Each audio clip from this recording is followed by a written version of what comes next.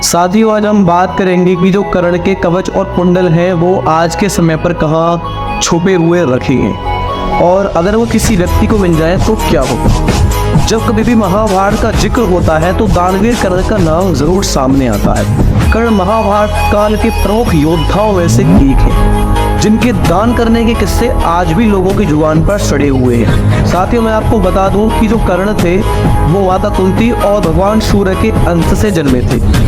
इनका जन्म एक खास कवच और कुंडल के साथ हुआ था, जिसे पहन करके उन्हें दुनिया की कोई भी ताकत परास्त नहीं कर सकती थी।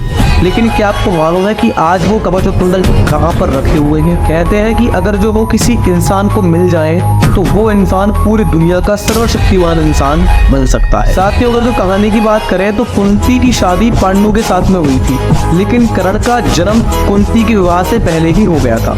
कर्ण की खासियत थी कि वो कभी भी किसी को दान देने से पीछे नहीं हटते थे और महाभारत के युद्ध में उनकी इसी आदत की वजह से उनकी मृत्यु। ऐसा कहा जाता है जो कवच और कुंडल उनके पास था उससे दुनिया की कोई भी ताकत उन्हें परास्त नहीं कर सकती। लेकिन बेटे अर्जुन का साथ देने के लिए पिता देवराज इंद्र ने छल से उनका कवच और कुंडल छीन लिया।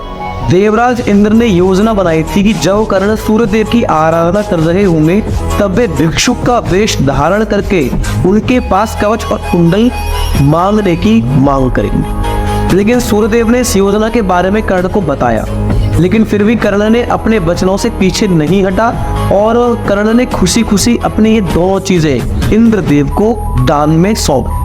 फिर कृष्ण के इशारे पर अर्जुन ने कर्ण का वध कर दिया और कवच कुंडल न होने के कारण कर्ण की मृत्यु हो गई। कहा जाता है कि कर्ण के कवच और कुंडल के साथ देवराज इंद्र को भी स्वर्ग में नहीं जाने दिया गया, क्योंकि उन्होंने इन दोनों चीजों को झूठ से प्राप्त किया था।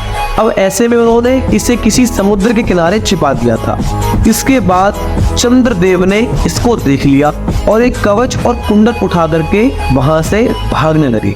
ये देख करके समुद्र देव ने उन्हें रोक लिया और तब से समुद्र और सूर्यदेव इस कवच और कुंडल की रक्षा कर रहे हैं।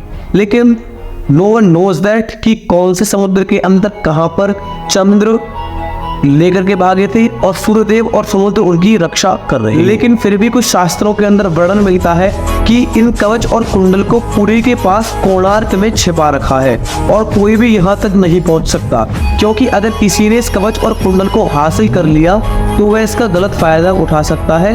और बता दूं कि कोणार्क एक ऐसी जगह है जहाँ पर आपको कई प्राचीन मंदिर मिल जाएंगे, जिसकी अपनी एक अलग ही कहानी है।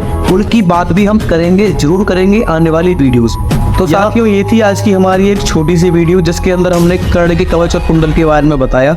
अगर आपको वीडियो पसंद आई हो तो हमारे YouTube चैनल सत्य का सामना को सब्सक्राइब करके वीडियोस को शेयर कर दें, क्योंकि हम आपको सत्यों से अवगत कराते हैं जो कि आज तक ना तो आपने कहीं पर पढ़े होंगे ना ही आपने देखे और सुने होंगे।